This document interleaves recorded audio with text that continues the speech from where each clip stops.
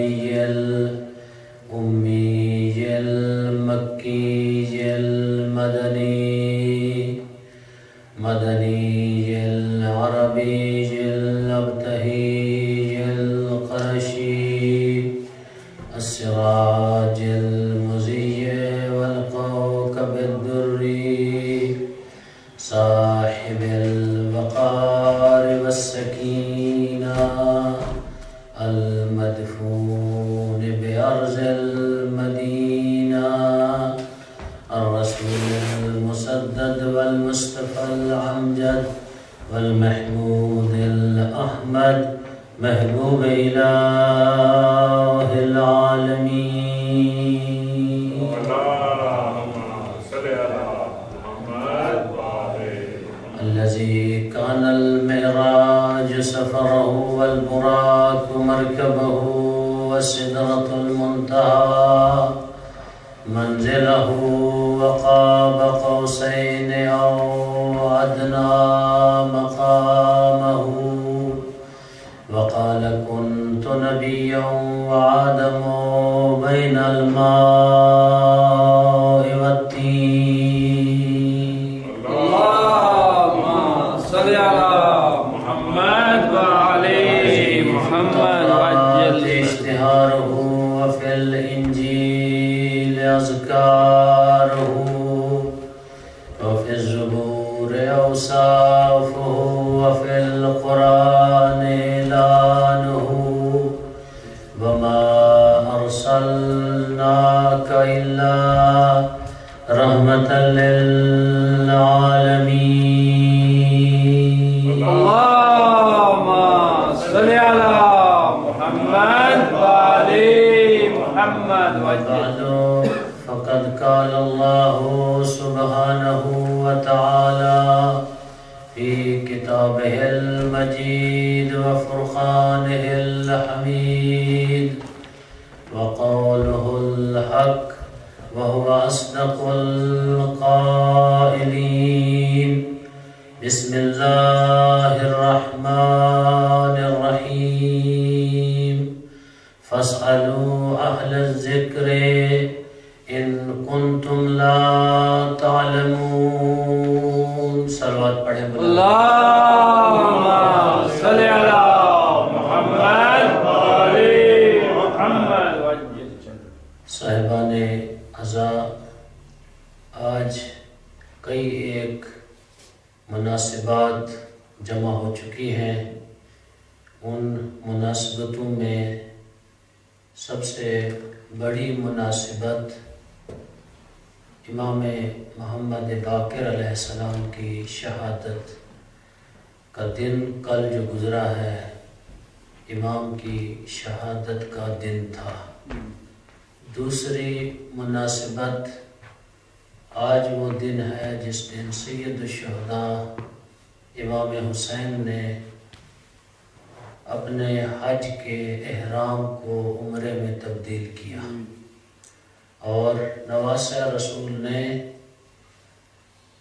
وہ جگہ جس کے متولیان ان کے آبا و اجداد تھے، اور وہ گھر جو اللہ کا گھر تھا، اور وہ گھر جس کے تعارف کا ذریعہ آل محمد تھے، اور وہ گھر جس میں ان کے جد امجد امیر المؤمنین تشریف لائے، اس گھر کو نواسہ رسول نے حج کو چھوڑ کے مکہ سے روانہ ہوئے. تیسری مناسبت، ایک صلوات پڑھیں. اللهم صل على محمد وعلى محمد.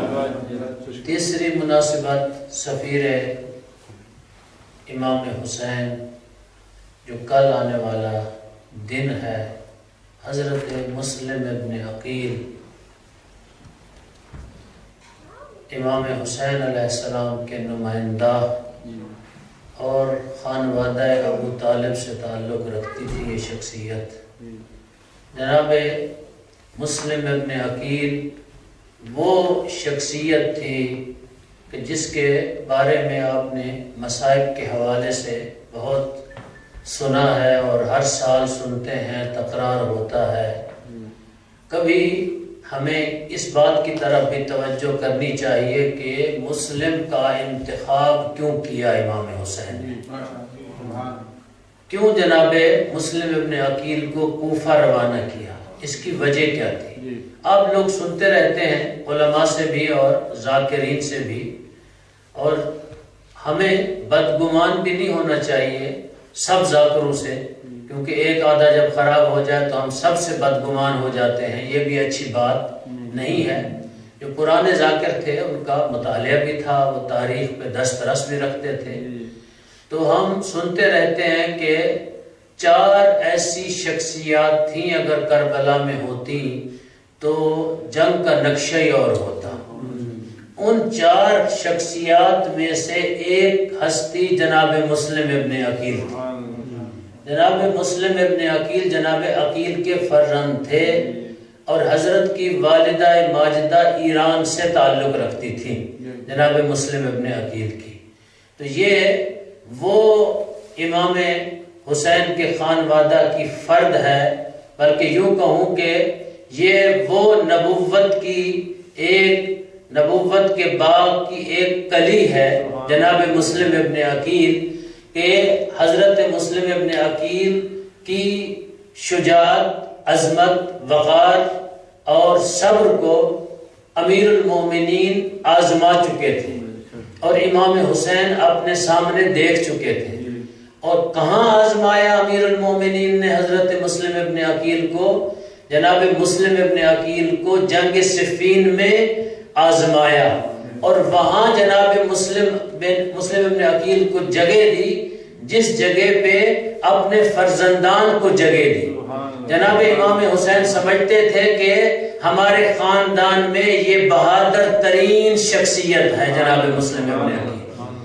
مولا کے بیٹے تو حضرت عباس کے علاوہ باقی عصمت پہ فائز تھے، اور جناب مسلم ابن عقیل عصمت پہ فائز نہ ہوتے ہوئے شجاع بھی تھے، صابر بھی تھے۔ شجاع ہونا اور صابر نہ ہونا یہ نقص ہے، شجاعت کے ساتھ صبر بھی ہو، صبر ایسا ہو جب امام کہے رک جاؤ تو رک جائیں، اور جب امام کہے حملہ کرو تو حملہ کریں۔ آپ نے ایک اور شیر کا واقعہ بھی ہر سال سنتے ہیں، اس کا جناب مالک اشتر کا، وہ صابر بھی تھے اور وہ شجاع بھی تھے۔ شجاع ایسے تھے کہ اس ملعون کے خیمے تک پہنچ گئے، لیکن صابر ایسے تھے جب علی نے بلایا تو واپس پلٹا۔ تو یہ چیزیں تاریخ نے رقم کی ہیں جناب مسلم ابن عقیل کے بارے میں بھی، کہ مسلم ابن عقیل خالی اس لیے نہیں کہ بس قاصد تھا، لوگ پڑھتے ہیں وہ خط لے کے چلا گیا امام حسین علیہ السلام کا۔ امام سمجھتے تھے کہ میرا یہ سفیر جو ہے بھائی، میرا عزیز، میرا قریبی رشتہ دار اور میرا خون، یہ وہ ہے کہ گویا حسین کوفے میں کھڑا ہے۔ یعنی امام اپنی جگہ پہ جناب مسلم ابن عقیل کو سمجھتے تھے ایسے ہے کہ جس طرح امام حسین کوفہ میں تشریف فرما ہے، اس طرح جناب مسلم ابن عقیل کوفے میں تشریف فرما ہے۔ تو اس کی وجہ امام جنگ صفین میں دیکھ چکے تھے، اس کے بعد والی جنگوں میں دیکھ چکے تھے، اور جناب مسلم ابن عقیل کو دنیا کے اپنے جناب مسلم ابن عقیل کے والد کا مقام یہ ہے کہ جناب رسالت مآب کو محبت تھی جناب عقیل سے، تو مقام، عزت، رفعت، عظمت کے لحاظ سے بلندیوں پہ فائز تھے، اور اسی لیے جب کوفہ میں گئے تو ایک تو صابر تھے، شجاع تھے، دوسرا امین تھے۔ جب انسان جاتا ہے لوگ سامنے آتے ہیں، آپ لوگوں کی فرض کریں میں ہوں، آپ میری سامنے آ کے خوشامد کرنا شروع کر دیں، قبلہ بس آپ سے بڑا تو کوئی ہے نہیں، ہو سکتا ہے انسان جو ہے بہک جائے، شیطان بہکا دے، لیکن مسلم ابن عقیل اتنا پختہ ارادہ رکھتے تھے، جب کوفہ میں قدم رکھا تو لوگوں نے کہا ہم آپ کی بیعت کرنا چاہتے ہیں، کہا کہ میری بیعت نہیں ہو سکتی، میرے ذریعے حسین کی بیعت، سبحان اللہ، سبحان اللہ، بے شک سبحان اللہ، میرے ذریعے حسین کی بیعت کرو۔ ایک مسئلہ بھی سمجھایا عالم اسلام کو کہ بیعت فقط معصوم کی ہوتی ہے، ہمارے ہاں اہل تشیع کے ہاں بیعت یا نبی کی ہوتی ہے یا امام کی ہوتی ہے، غیر معصوم کی بیعت نہیں ہوتی۔ غیر معصوم کی تقلید کی جا سکتی ہے، بیعت نہیں کر سکتی۔ بیعت کے معنی کیا ہے؟ آپ نے اپنا ہاتھ امام کے ہاتھ پہ رکھ دیا، بلکہ یوں کہوں کہ آپ نے اپنی پوری جان کو حسین علیہ السلام کے سپرد کر دیا۔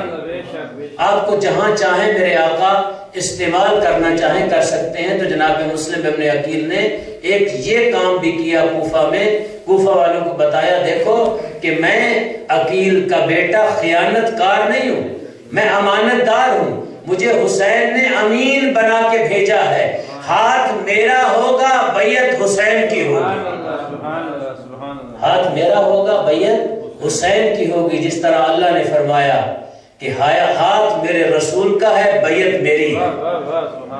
خالق کائنات نے قرآن میں فرمایا کہ آج جو اس درخت کے نیچے بیعت کر رہے ہو میرے حبیب کی، ہاتھ میرے حبیب کا ہے بیعت میری کر رہے ہو۔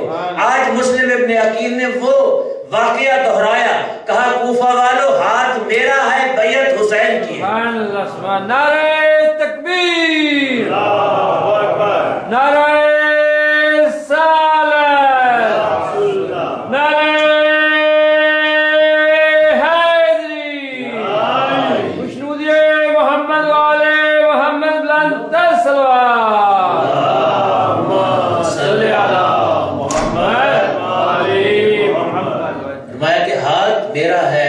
فرزند رسول کی ہے، بلکہ میں بزرگان سے سنا ہوا جملہ دہرایا کرتا ہوں، وہ فرماتے ہیں کہ یہاں حسین کی بیعت نہیں، یہاں نبی کی بیعت ہو رہی ہے، رسول کی بیعت ہو رہی ہے۔ کیوں؟ فرزند زہرا جب مدینے سے چلے تھے، ولید نے جب کہا تھا بیعت کے بارے میں تو حسین نے کہا تھا ولید تو کیا چاہتا ہے کہ میں اپنا ہاتھ تیرے ہاتھ پہ رکھ کے یزید کی بیعت کروں؟ تو سمجھتا ہے کہ میرا ہاتھ تیرے ہاتھ پہ آ جائے گا؟ یہ کیا فقط فرزند علی کا ہاتھ ہوگا، بلکہ یہ نبوتوں کا ہاتھ ہے، یہ نبیوں کی بیعت ہے۔ تو لہٰذا یہاں کوفہ میں امام حسین علیہ السلام کے لیے بیعت لی جا رہی ہے، بلکہ یوں کہوں کہ یہ بیعت در حقیقت تسلسل ہے، آدم سے لے کر خاتم تک کا یہ بیعت لی جا رہی ہے۔ ایک کام تو جناب مسلم نے یہ کیا کہ جب بیعت لی لوگوں سے تو کہا کہ ہاتھ میرا ہے، بیعت کیا ہے؟ حسین ابن علی کی ہے۔ اور دوسرا کام میں نے کہا تھا نا کہ صابر بھی ہو اور شجاع بھی ہو، دوسرا کام یہ کیا کہ جب جنگ کی کوفہ میں فرزند یوں کہوں کہ عقیل نے، بلکہ یوں کہوں فرزند علی ابن ابی طالب نے، خاندان نبوت کا یہ وہ چشم چراغ ہے کہ جس نے جب کوفہ میں جنگ کی تو کوفہ والے متعجب رہے، دیکھا دیکھ کر کہا کہ آج علی کی جوانی پلٹ آئی۔ آج مسلم ابن عقیل اس طرح لڑ رہے ہیں جس طرح علی ابن ابی طالب کی جوانی دوبارہ پلٹ آئی ہے۔ تو جب عبید اللہ نے، جب دوبارہ اشعث نے لشکر مانگا، عبید اللہ نے کہا ایک بندے کے مقابلے میں نے 500 آدمی آپ کو دیا ہے، تو کیا 500 آدمی سے بھی ایک آدمی زیادہ طاقتور ہے؟ اشعث نے دیکھ کر کہا عبید اللہ تمہیں کیا پتا، اس خاندان کی معرفت میں رکھتا ہوں، تو نے کسی مجھے سبزی فروش کے مقابلے میں نہیں بھیجا، علی کے بیٹے کے مقابلے میں بھیجا۔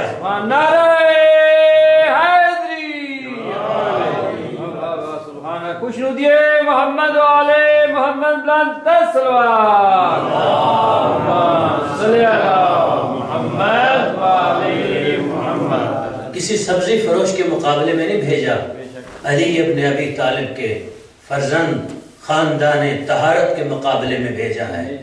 کہتے ہیں، لکھتے ہیں مورخین، جس کو اگر نام نہ لوں تو خیانت ہوگی، جس کو علامہ حسین بجاڑہ رحمۃ اللہ علیہ نے لکھا ہے، بڑا خوبصورت جملہ لکھا، کہا کہ جب مسلم نے جنگ کی، وقت مشکل تھا، جنگ کی، علی ابن ابی طالب کے جنگ کے وہ رموز لوگوں کو نظر آئے جو علی نے خیبر میں جنگ کی تھی۔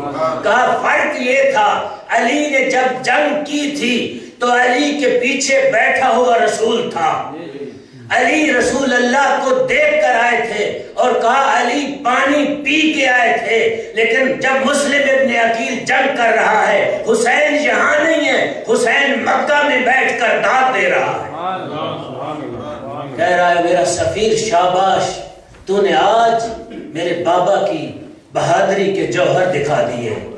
جب جنگ کی علی ابن ابی طالب نے پیاسا نہیں تھا، جب مسلم نے جنگ کی تو مسلم ابن عقیل پیاسا تھا جنگ کرنے کے وقت۔ ایک مناسبت جناب مسلم ابن عقیل اور دوسری مناسبت اس خاندان کی، وہ عصمت و طہارت کی کلی جسے باقر العلوم کے نام سے یاد کرتے ہیں، وہ امام جو کربلا میں چشمدید گواہ ہے کربلا کے واقعہ کا، وہ امام جس کی عمر 2 یا 2.5 سال لکھی ہے جب کربلا میں میرے آقا موجود تھے، اور بہادر اور دلیر اتنے تھے، اس سن میں بھی امام محمد باقر نے کسی ایک جگہ پہ بھی کسی مورخ نے، کسی راوی نے یہ نہیں لکھا کہ امام کے قدموں میں تھوڑی سی بھی لرزش آئی ہو، تھوڑے سے بھی قدم ڈگمگائے ہو، نہیں، سبا کے قدم رہا، جہاں جہاں زین العابدین نے قدم رکھا وہاں باقر نے قدم رکھا۔ اس ہستی کی شہادت ہے۔ کون؟ باقر العلوم۔ یہ وہ امام ہے جو نجیب الطرفین ہے۔ نجیب الطرفین یعنی باپ کی طرف سے بھی عصمت ہے اور ماں کی طرف سے بھی عصمت ہے۔ کمال یہ ہے، باپ کی طرف سے باپ خود معصوم ہے، ماں کی طرف سے عصمت یہ ہے کہ ماں کس کی بیٹی ہے؟ امام حسن مجتبی کی بیٹی جناب فاطمہ سلام اللہ علیہ۔ تو یہ وہ امام ہے جس کا مقام عزت رفعت یہ ہے کہ جس کے آنے کی بشارت پیغمبر اسلام دے کے گئے تھے، جس کو جابر انصاری کو دے کے گئے تھے۔ ایک بات رک کے یہاں کہنا چاہتا ہوں، آج دنیا میں لوگ طرح طرح کی باتیں کرتے ہیں مرجعیت کے بارے میں، علماء کے بارے میں، کہ ہمیں بس ہمارے پاس حدیثیں ہیں کافی ہیں، ہم حدیث سے ساری چیزیں سیکھ سکتے ہیں، ہم امام کے قول سے ساری چیزیں لے سکتے ہیں۔ میں کہتا ہوں کہ ہاں، مراجع میں بھی فرق ہے، بعض نام کے مرجع ہیں، بعض کام کے مرجع ہیں۔ آپ یہ دیکھیں جو نام کے ہیں ان کی بات نہ مانیں، خرابیاں ہر ایک میں ہوتی ہیں، خوبیوں کو دیکھیں۔ تو ہمارے جس امام کی آج شہادت ہے، امام محمد باقر علیہ السلام، ایک صلوات پڑھیں بلند۔ اللہم صلی علی محمد وعلی محمد۔ امام نے فرمایا کہ اگر 4 میرے صحابی نہ ہوتے تو ہمارا دین محفوظ نہ رہتا۔ بڑا سخت جملہ ہے، دین محفوظ نہ رہتا۔ میں ہاتھ جوڑ کے کہوں گا فرزند زہرا، آپ کے بعد تو آنے والے آپ کے بیٹے صادق آل محمد تھے، تو پھر آپ نے یہ جملہ کیوں کہہ دیا؟ تو آواز امام آئے گی، ہاں اس لیے میں نے کہا کہ ہمیں جو موقع نہیں ملا ہمارے شاگردوں کو موقع ملا۔ جس جگہ پہ ہم تبلیغ نہیں کر سکے وہاں پہ ہمارے شاگردوں نے تبلیغ کی ہے۔ یہاں پہ مجھے استاد العلماء کی ایک واقعہ جو میں خود موجود تھا یاد آیا۔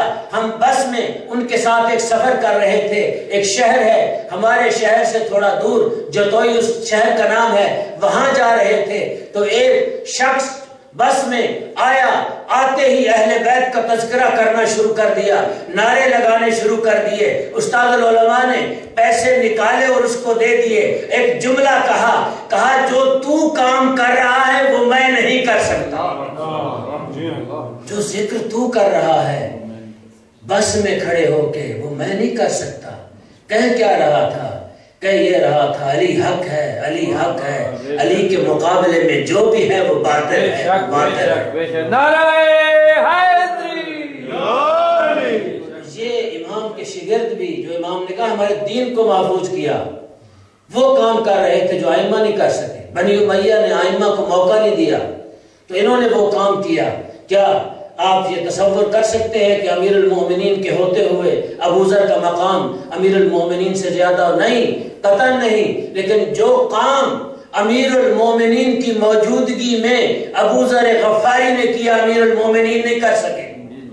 ہر روز جا کے کہتا حاکم وقت کو تو غلط بیٹھا ہوا ہے، تیری جگہ نہیں ہے، اٹھ جا یہاں سے. لیکن امیر المومنین نے ایک دفعہ بھی جا کے کھڑے ہو کے سامنے یہ جملہ نہیں کہا. یہ ضرور کہا ہے کہ ہمارا حق لوگوں نے لے لیا، لیکن سامنے کھڑے ہو کے نہیں کہا. علی کا مقام اور تھا، ابو ذر کا مقام اور تھا. ابو ذر کہہ سکتا تھا، علی نہیں کہہ سکتا تھا. اس لیے جناب ابو ذر کو پیغمبر نے کہا کہ ابو ذر زمین و آسمان کے درمیان اگر کوئی سچا ہے تو ابو ذر سے بڑھ کر سچا نہیں. سبحان اللہ، سبحان اللہ، بے شک، سبحان اللہ، سبحان اللہ. تو کہا 4 لوگوں نے، ان 4 لوگوں میں سے ایک کیا ہے؟ زرارہ ہے، ایک کیا ہے؟ مسلم ہے. یہ 4 لوگ کہا کہ اگر نہ ہوتے ان میں سے ابو حمزہ سمالی، امام کے جو دعائے ابو حمزہ مفاتیح الجنان میں موجود ہے، امام محمد باقر علیہ السلام کے شاگردوں میں سے تھے. یہ لوگ کہا جو کام یہ 4 لوگ کر سکے دین کی حفاظت کے لیے ہم نہیں کر سکے. تو امام محمد باقر علیہ السلام نے دین کی خدمت اور دین کی بلندی کے لیے وہ کام کیے جس کی بنیاد میرے آقا امام محمد باقر نے رکھی، اور اس بنیاد کو اوپر لے کے جانے والے صادق آل محمد. خوشنودی محمد و آل محمد صلی اللہ محمد و آل محمد. بنیاد رکھنے والے باقر العلوم تھے، لیکن آگے لے کے جانے والے ان کے فرزند امام جعفر صادق تھے. باقر کے معنی یہ ہیں شگافتہ کرنا، کسی چیز کو کھول دینا. علوم کی وہ گریں جو بندھی ہوئی تھیں، باندھی کس نے تھی؟ باندھی دشمن باندھنا چاہتا تھا کہ نہ موقع حسین ابن علی کو ملا، نہ حسن ابن علی کو ملا، نہ علی ابن ابی طالب کو ملا، پھر اس کے بعد نہ زین العابدین کو ملا. تو وہ موقع باقر العلوم کو ملا. وہ ساری گریں کھول دی باقر العلوم نے، ان گروں کو پر پروان چڑھایا صادق آل محمد. صلی اللہ محمد و آل محمد. تو امام محمد باقر نے علم کی بنیاد رکھی. کئی علوم کو بیک وقت کئی زبانوں پہ عبور تھا میرے آقا کو. افریقہ کے لوگ آتے، سندھ کے لوگ آتے، کیونکہ حضرت کی ایک والدہ سندھ کی بھی تھی. امام زین العابدین کی زوجہ جو ہیں سندھ سے تھی. سندھ اس وقت پاکستان تو نہیں تھا، ہندوستان تھا، تو وہاں سے تھی. تو کئی ایک زبانوں کے عالم تھے. ایک حدیث جو کہ امام نے، ہم ہمیشہ اپنے بچوں کو یاد کرواتے ہیں کہ فروع دین کتنے ہیں؟ 10 ہیں. ابراہیم کو بھی یاد ہے، اگر پوچھے تو ابھی بتا دے گا. تو 10 ہیں. لیکن امام علیہ السلام نے حدیث میں عجیب جملہ فرمایا کہ اسلام کی بنیاد 5 چیزوں پہ ہے: الصلاۃ والزکوٰۃ والصوم والحج والولایہ. کہا دین کی بنیاد 5 چیزیں ہیں. نماز ہے، زکوٰۃ ہے، روزہ ہے، حج ہے، اور کیا ہے؟ ولایت ہے. ہاتھ جوڑ کے کہوں گا فرزند زہرا، دین کی بنیاد 5 چیزوں پہ کیوں ہے؟ اس آیت کو میں نے سرنامہ کلام قرار دیا. اس آیت کو امام نے پڑھا. جب کسی نے مجھ جیسے ایک کم فہم اور کم پڑھے لکھے آدمی نے امام سے سوال کیا، مولا ہم تو سنتے آئے ہیں دین کی جڑیں 10 ہیں، آپ نے 5 بیان کر دی. تو امام نے فرمایا فَاسْأَلُوا أَهْلَ الذِّكْرِ إِن كُنتُمْ لَا تَعْلَمُونَ. اہل ذکر سے پوچھو اگر نہیں جانتے تو. ان سے پوچھو جو صاحبان ذکر ہیں اگر تم نہیں جانتے. پھر فرمایا قولوا مع الصادقین، سچوں کے ساتھ ہو جاؤ اگر جاننا چاہتے ہو. یہ 2 آیتیں امام نے پڑھی، ان میں بھی فلسفہ تھا. کیا؟ پہلی آیت میں یہ رد کر دیا کہ جن سے ہر چیز کا سوال کیا جا سکتا ہے وہ ہم ہیں. ہمارے علاوہ کسی سے ہر چیز کا سوال نہیں کیا جا سکتا. دوسری آیت پڑھ کے اس کا رد کر دیا کونوا مع الصادقین. کہا جن کے ساتھ تم لگے ہوئے ہو وہ سچے نہیں، ہم سچے ہیں، ہم سے پوچھو. بے شک نعرہ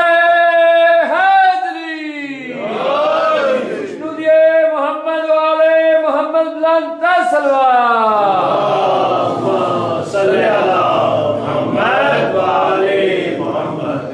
فرمایا جن سے تم لگے ہوئے ہو، جن کے ساتھ تمہارا تعلق ہے، تم نے اپنا رشتہ جوڑا ہوا ہے، وہ سچے نہیں، ہم سچے ہیں، ہم ہی اہل ذکر ہیں. اگر پوچھنا ہے تو ہم سے پوچھو. اہل ذکر سے مراد کیا ہے؟ یعنی جو کچھ قرآن میں ہے ہم سے پوچھو. ہم جانتے ہیں کہ قرآن میں جو کچھ اللہ نے رکھا ہے ہم ہر ایک چیز کا علم رکھتے ہیں. یک نہ شد دو شد. جب امام نے یہ فرمایا تو آقا اسماعیل بیٹھے ہوئے ایک شخص نے کہا کہ آپ کس طرح یہ دعویٰ کر سکتے ہیں کہ آپ ہر ایک چیز کو جانتے ہیں؟ جب قرآن نازل ہوا ہے اس وقت تو آپ تھے نہیں، آپ کے جد پہ نازل ہوا ہے، تو آپ کے پاس علم کیسے آ گیا؟ تو فرمایا کہ قرآن کا اپنا دعویٰ ہے کہ ہم نے ہر چیز کا احاطہ کر دیا ہے امام مبین میں. سبحان اللہ سبحان اللہ. صلوات پر محمد والے محمد. اللہم صلی علی محمد والے محمد. ہر چیز کا احاطہ کر دیا ہے امام مبین میں. تو کہا کہ پتہ ہے امام مبین کون ہے؟ کہا امام مبین میرے جد علی ابن ابی طالب ہے. میرے دادا علی ابن ابی طالب امام مبین ہیں. تو جو علم میرے جد پیغمبر کے پاس تھا وہ علم علی ابن ابی طالب کے پاس تھا. پیغمبر نے فرمایا میں نے علی کو اس طرح علم دیا ہے جس طرح پرندہ اپنے بچے کو دانا کھلاتا ہے. پرندہ جس طرح دانا لیتا ہے اسی طرح حوالے کرتا ہے.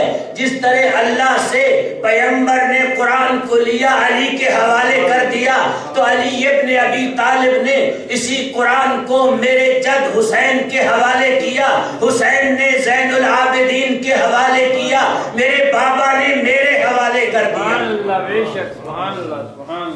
اس لیے ہم کیا ہیں؟ اہل ذکر ہیں اور ہم ہر ایک چیز کو جانتے ہیں.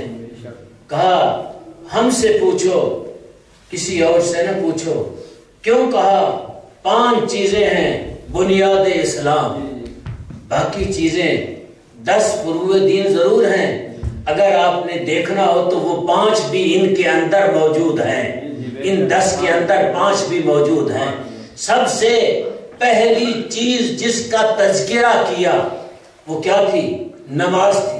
میں اپنے جوانوں سے کہتا ہوں جو لوگ کبھی کبھی غفلت کرتے ہیں، یہ نہیں کہتا کہ نماز نہیں پڑھتے، غفلت کرتے ہیں نماز سے.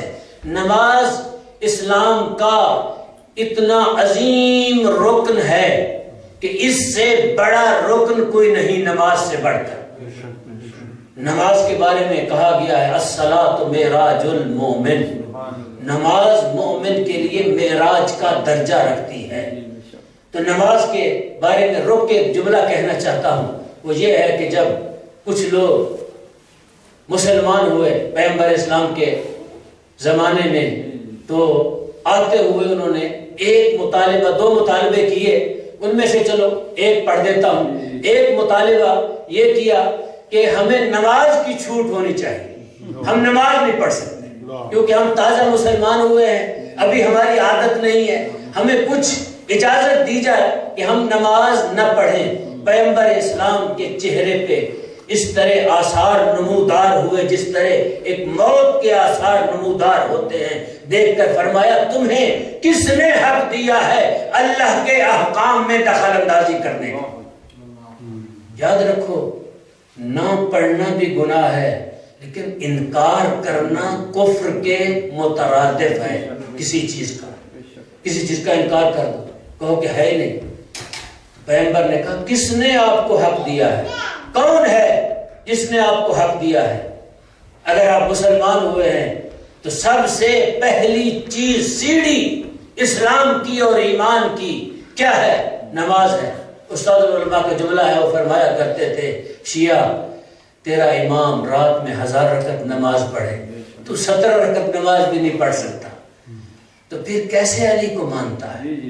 کس طرح علی ابن ابی طالب کو اپنا امام اور قائد مانتا ہے اگر 17 رکعت نماز نہیں پڑھ سکتا؟ تو سب سے پہلی چیز بنی الاسلام علی خمس، اسلام کی بنیاد رکھی گئی ہے 5 چیزوں پہ، علی الصلاۃ۔ پہلی چیز کیا ہے؟ نماز ہے۔ نماز کے اندر امر بالمعروف بھی ہے، امام نے فرمایا نہی عن المنکر بھی ہے۔ امر بالمعروف یہ ہے اگر تو پڑھے گا لوگ تجھے دیکھ کے نیک بنیں گے، نہیں پڑھے گا لوگ تجھے دیکھ کے گمراہ ہوں گے۔ بے شک بے شک، سبحان اللہ، بے شک۔ تو امر بالمعروف بھی ایک ہی کام سے کر سکتا ہے، نہی عن المنکر بھی ایک کام سے کر سکتا ہے۔ کہا کہ دوسری چیز کیا ہے؟ زکوٰۃ ہے۔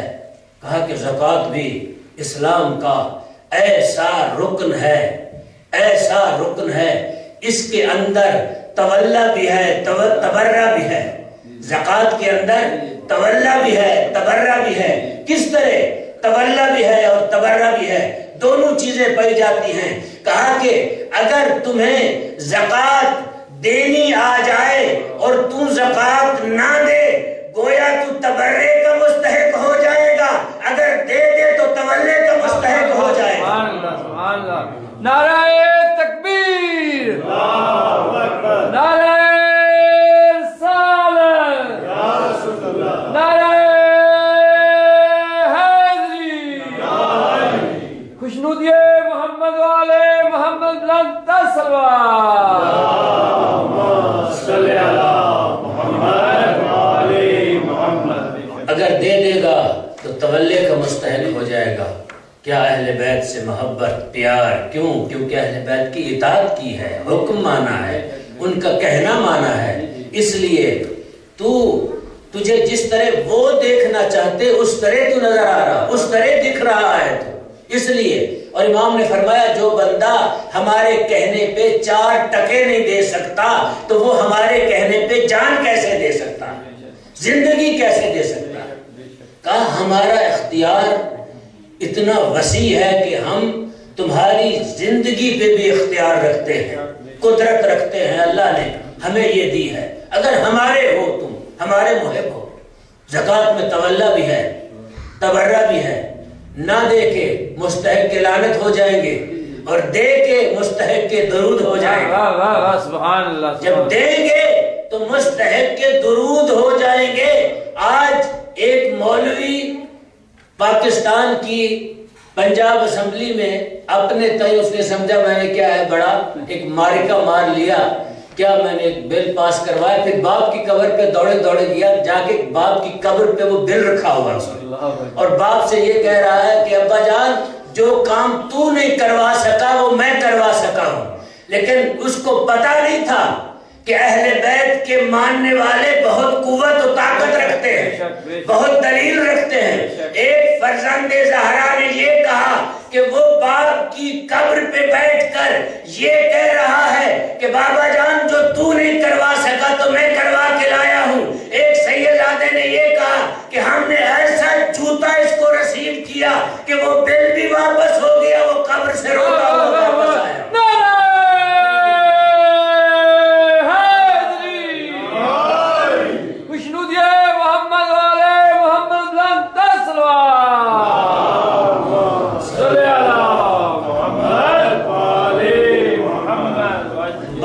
قبر سے آیا روتا ہوا۔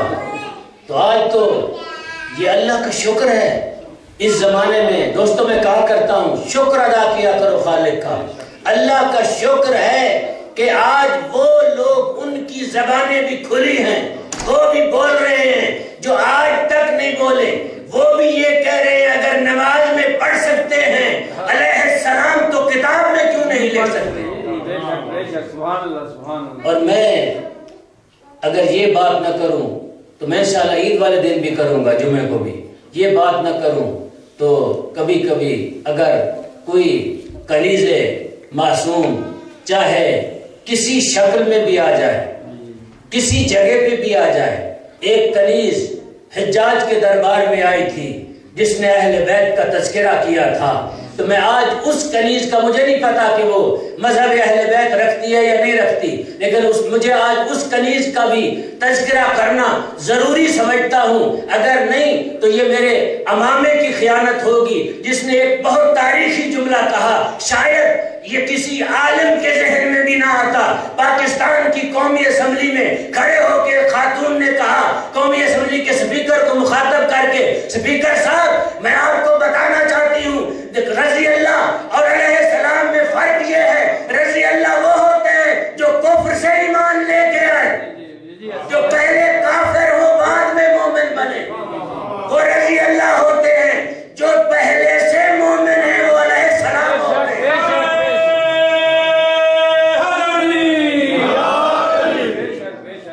رضی اللہ وہ ہوتے ہیں ان کو اللہ کی رضا کی ضرورت ہے جو معصیت کرتے ہیں، جو وہ ہوں جو طہارت کی گود میں پلے ہوں، جو عصمت کی گود میں پلے ہوں، جن کے گھر سے دین نکلا ہو، جن کے گھر سے شریعت بنی ہو، جن کے گھر سے درود بن کے آیا ہو، وہ علیہ السلام ہوتے ہیں۔ وہ رضی اللہ نہیں ہوتے، وہ علیہ السلام ہوتے ہیں۔ رضی اللہ اور ہیں، علیہ السلام اور ہیں۔ امام محمد باقر علیہ السلام ہیں۔ میں نے تو پہلے دن، یہاں شاید جمعے کا دن تھا، میں کسی مومن سے کہہ رہا تھا کہ سید نے جو پہلا جملہ ہی بولا ہے بہت اچھا بولا ہے، پاکستان میں کہا ہے کہ ہم اس بل کے بارے میں حکومت سے کوئی بات نہیں کرنا چاہتے، ہم اس کو مانتے ہی نہیں ہیں، ہم کہیں گے علیہ السلام یہ ہمیں روک کے دکھائیں۔ یہ کون ہوتے ہیں کہ یہ ہمیں علیہ السلام سے روکتے ہیں؟ تو آج تو الحمدللہ اہل سنت کے اکابر بڑے بڑے علماء بھی کہہ رہے ہیں کہ ہم اپنی کتابوں کا کیا کریں گے، ہماری کتابوں میں علیہ السلام لکھا ہوا ہے، ہم ان کا کیا کریں گے؟ تو میں ان کو مشورہ دینا چاہتا ہوں جنہوں نے یہ سازش کی، خیانت کی، اور میں ادب سے اس شخص کو بھی کہنا چاہتا ہوں جو پنجاب اسمبلی کی سپیکر کی کرسی پہ بیٹھا ہوا ہے، اپنے بچوں سے مرعوب ہو کہ اس طرح کے کام مت کرو، تمہارے آباء و اجداد کا اچھا نام ہے، اس اچھے نام کو رہنے دو۔ لوگ تمہارے دادا کا، تمہارے باپ کا اچھا نام لیتے ہیں، اور تمہارے اور تمہارے بھائی شجاعت کا بھی اچھا نام لیتے ہیں، اچھائی کو رہنے دو۔ اپنے بچوں کی باتوں میں مت آؤ کہ وہ دیوبند کے مدارس سے پڑھ کے آئے ہیں، آپ کو یہ چیزیں سکھا رہے ہیں۔ یہ پاکستان کس نے بنایا اور کس کا لہو اور پیسہ شامل ہے اور کس کی فکر شامل ہے؟ کسی نے کیا خوب کہا، پھر علامہ اقبال کے مجموعے کیا کرو گے؟ علامہ اقبال نے جا بجا علیہ السلام لکھا ہوا ہے، ان کو کہاں لے کے جاؤ؟ تو پہلی چیز امام محمد باقر نے فرمایا الصلاۃ، نماز ہے۔ دوسری چیز زکوٰۃ ہے، زکوٰۃ میں تولا بھی ہے، تبرہ بھی ہے، دونوں چیزیں پائی جاتی ہیں، اس کے اندر آ جاتی ہیں۔ تیسری چیز کیا ہے؟ حج۔ حج جو ہے اسلام کا ایک اہم ترین رکن ہے ارکان اسلام میں سے۔ چوتھی چیز صوم ہے، روزہ۔ پانچویں چیز ولایہ ہے۔ میں کیونکہ وہ فروع دین جن کا تذکرہ اس میں نہیں ہوا ان کا میں تذکرہ کرنا چاہتا تھا، اس لیے تھوڑی بات لمبی ہو گئی۔ اصل موضوع جو ہے، بات ایک دو کر کے آپ کی زحمت تمام کروں گا۔ اصل بات کیا ہے؟ ولایت پہ امام نے فرمایا آپ اگر توجہ کریں گے لطف بھی آئے گا اور سارے فروع دین سمجھ آ جائیں گے۔ امام محمد باقر علیہ السلام نے فرمایا اللہم صلی علی محمد و آل محمد۔ امام فرماتے ہیں کہ 5 چیزوں میں سے ایک ہے ولایت۔ ولایت بنیاد ہے ان 4 کی۔ اگر ولایت نہیں تو نہ تیری زکوٰۃ کام آئے گی، نہ تیری حج کام آئے گی، نہ تیری نماز کام آئے گی، نہ تیرا روزہ کام آئے گا۔ تمام چیزوں کا دار و مدار ولایت پہ ہے۔ اگر کسی کو تو ولی نہیں مانتا، اور فرمایا ولی بھی اس کو مان جس کے بارے میں نص قرآنی ہو، اور اس نص کا تذکرہ بھی ہمارے جد نے غدیر خون پہ میرے جد کا ہاتھ پکڑ کے کیا ہو۔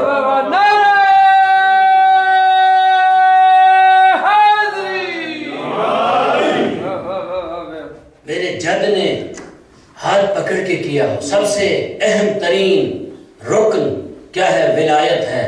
کہا کہ ہم ہیں ولی اللہ، ہم ہیں باب اللہ، ہم ہیں اذن اللہ۔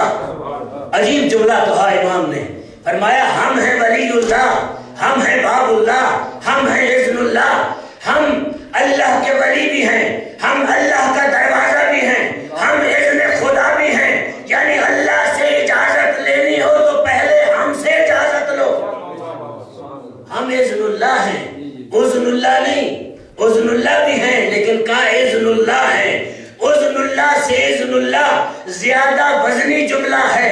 کہا کہ دربار توحید میں جانا چاہتے ہو تو آؤ، اذن ہم سے لو، دربار توحید کا ہوگا، اجازت ہماری ہوگی، دربار توحید کا ہوگا۔ کہا پھر ہم سے اجازت لو، ہم اللہ کی اجازت بھی ہیں، ہم اللہ کے دروازے بھی ہیں۔ ان جملوں کو حضرت ابو حمزہ سمالی نے اپنی دعائے ابو حمزہ سمالی میں ذکر کیا ہے کہ یہ باب اللہ ہیں، یہ اذن اللہ ہیں، یہ ولی اللہ ہیں، یہ ولایتوں کے بھی مرکز ہیں، یہ اللہ کے دروازوں کے بھی مرکز ہیں۔ تمام دروازے جہاں ختم ہوتے ہیں وہاں ان کے دروازے کا آغاز ہوتا ہے، جہاں تمام اذن ختم ہو جاتے ہیں وہاں سے ان کا اذن شروع ہوتا ہے۔ اگر کسی کو یہ اذن نہ دے تو ان کے پاس بیٹھ نہیں سکتا، اگر کسی کو نہ بٹھائے تو وہ اٹھ نہیں سکتا۔ ہر ایک ان کے تابع ہے۔ یہ تو ہمارے عقل کی کوتاہیاں ہیں کہ ہم ان کو کتنا مانتے ہیں اور کیا مانتے ہیں۔ چھٹے امام سے، اسی امام کے فرزند سے کسی نے پوچھا مولا ہم آپ کو کیا مانیں؟ کہا اللہ اور نبی نہ مانو، باقی ہر چیز مانو۔ ہمارے اختیار میں اللہ نے ہر چیز کو رکھا ہے۔ ایک سلوات پڑھیں بلند، اللہم صلی علی محمد و آل محمد۔ پھر بھی سلوات پڑھیں۔ اللہم صلی علی محمد و آل محمد وعجل فرجہ۔ امام محمد باقر علیہ السلام ان شخصیات میں سے ایک شخصیت ہیں کہ جنہوں نے مصائب نہیں پڑھنے لگا، جنہوں نے عزاداری کی بنیاد رکھی۔ کبھی کبھی میں سوچتا ہوں جو لوگ بسا اوقات عزاداری کے درپے ہو جاتے ہیں، مخالفت کرتے ہیں، یاد رکھو عزاداری کی مخالفت معصوم کی مخالفت ہے۔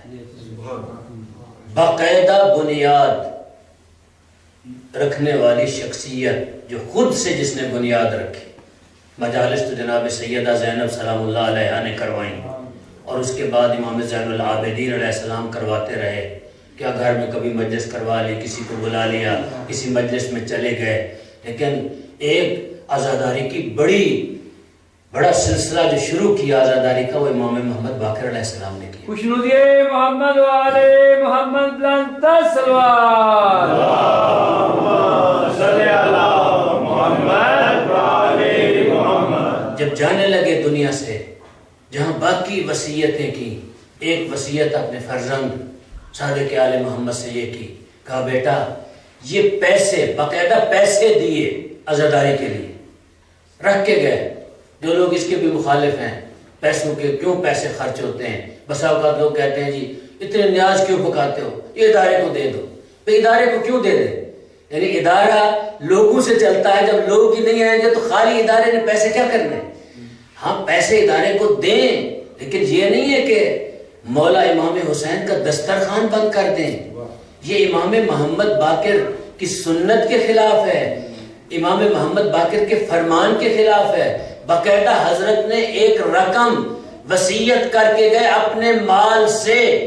جو لوگ آپ دیتے ہیں، پیسہ خرچ کرتے ہیں، جو لوگ نیاز دیتے ہیں، یاد رکھو کسی پہ احسان نہیں کرتے، یہ سنت امام محمد باقر ہے۔ آپ خوش قسمت ہیں کہ آپ امام محمد باقر کی سنت پہ عمل کر رہے ہیں۔ امام نے پیسہ رکھا، بیٹے کو وصیت کی، کہا 10 سال تک میری عزاداری اس دن، میری شہادت کے دن مینا میں کیا کرو۔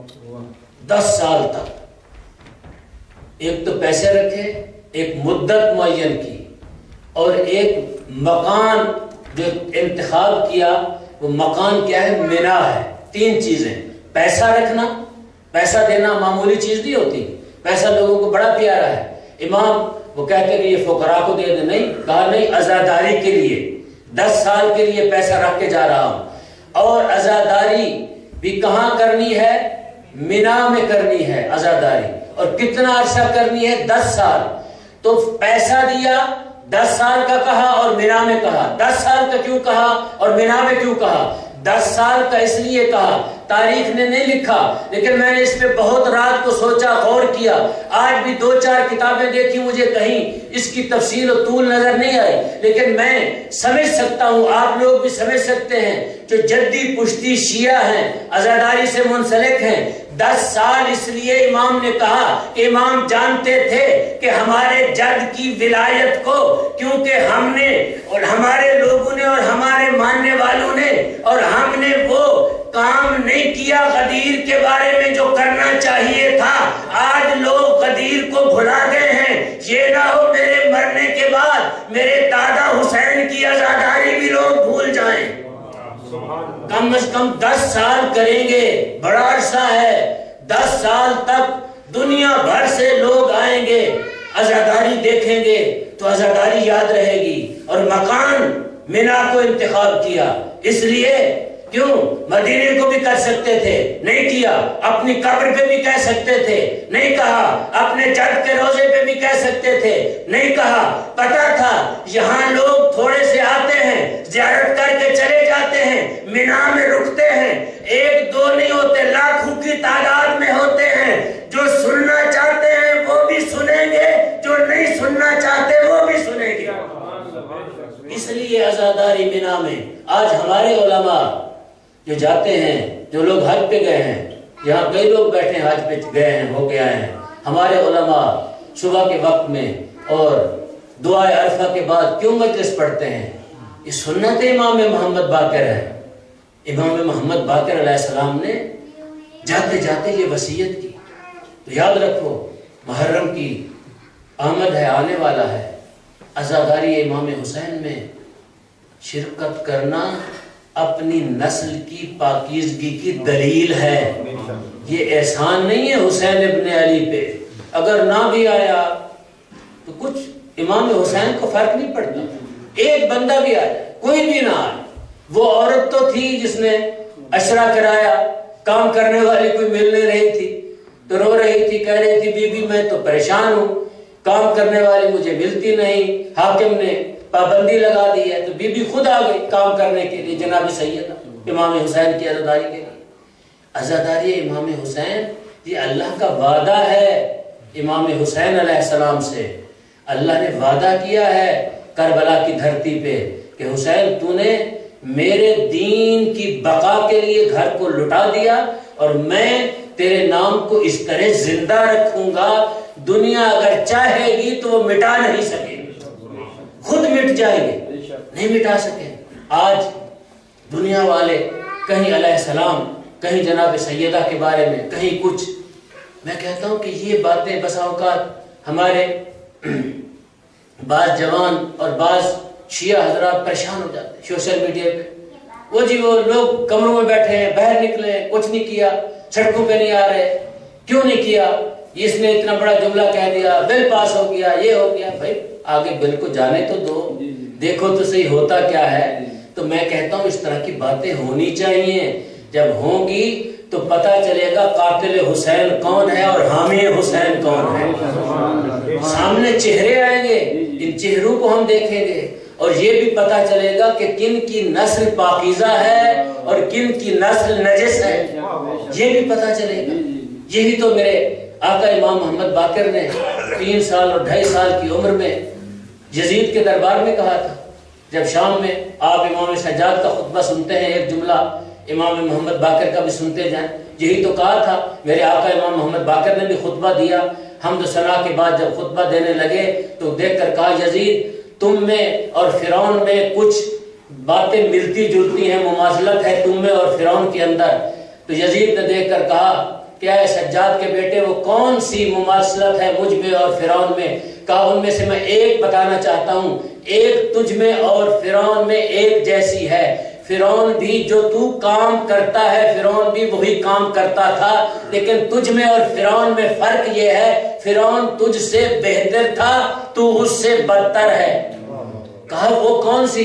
کہا فرعون بھی انبیاء کا قتل کرواتا تھا، اولاد انبیاء کا قتل کرواتا تھا۔ اللہ نے کہا کہ جو اولاد انبیاء اور انبیاء کا قتل کروائے گا کہ وہ کیا ہوگا؟ فرعون اور تیری مانند ہوگا۔ لیکن فرعون کو اللہ نے اس قتل پہ موفق نہیں کیا، اس نے کوشش بڑی کی قتل کرنے کی، موفق نہیں ہو سکا۔ لیکن تو نے انبیاء کا قتل تو نہیں لیکن ائمہ کا قتل کروایا۔ فرق یہ ہے تجھ میں اور فرعون میں، فرعون ظالم تھا تو بھی ظالم ہے، لیکن فرعون میں اور تجھ میں فرق یہ ہے کہ تو حرام زادہ ہے اور فرعون حلال زادہ تھا۔ کہا وہ کیسے؟ کہا میرے نانا نے کہا کہ جو حرام زادہ ہوگا وہ قتل پہ موفق ہو جائے گا، جو حلال زادہ ہوگا وہ ارادہ کرے گا موفق نہیں ہوگا۔ تو لہٰذا تم میں اور فرعون میں فرق یہ ہے۔ تو یاد رکھو کہ یہ پہچان ہے کس کی؟ حلال زادے ہونے کی، اہل بیت کی عظمت اور طہارت کی جو گواہی دے رہے ہیں، اور جو اہل بیت کی عظمت اور طہارت کے پیچھے پڑے ہوئے ہیں امام کے اس فرمان کے مطابق، وہ کیا ہیں؟ اس دائرہ سے خارج ہو گئے ہیں۔ تو یاد رکھو آج ہم سب جمع ہوئے ہیں، جو کل دن گزرا تھا امام محمد باقر کی شہادت کا دن تھا، آج جو دن ہے آج بڑا غم اندوہ کا دن ہے۔ ہم سال میں ایک روانگی کی مجلس کرتے ہیں، کہاں سے؟ جب مدینہ سے فرزند زہرا روانہ ہوئے وہ ہم مجلس کرتے ہیں، لیکن وہ روانگی اور آج کی روانگی میں بڑا فرق تھا۔ وہ روانگی جو تھی مدینہ سے، امام حسین علیہ السلام نے وہاں سے جب چلے تو بہت سارے لوگ امام حسین کے حامی تھے اور مدینہ میں رہنے دے رہے تھے۔ کسی نے مدینہ سے نکالا نہیں تھا فرزند زہرا کو، امام حسین نے خود سے سفر کیا۔ امام نہیں چاہتے تھے کہ میں یہاں رہوں اور پھر تصادم ہو، لیکن آج کی روانگی اور اس روانگی میں فرق یہ ہے، آج فرزند زہرا نے حج کے احرام کو تبدیل کیا عمرے میں۔ کیوں کیا؟ دوستو، گریہ کرنے والوں، رونے والوں، اس لیے کیا بطول کے بیٹے نے حرمت کعبہ چاہتا تھا، کعبہ کی عظمت کا خیال تھا۔ میں کہوں گا زہرا کے بیٹے، تیرے بابا کو بھی کعبہ کی عظمت کا خیال تھا، تجھے بھی کعبۃ اللہ کی عظمت کا خیال ہے۔ اور میرے آقا حسین نے ایک تاریخی جملہ کہا کہ کیوں حاجیوں کے لباس میں کچھ لوگ میرے قاتل آئے ہوئے ہیں جو مجھے قتل کرنا چاہتے ہیں۔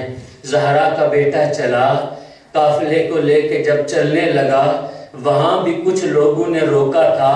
یہاں بھی ایک ہستی ہے جو قریب آتی ہے روکنے کے لیے، وہ کون ہے؟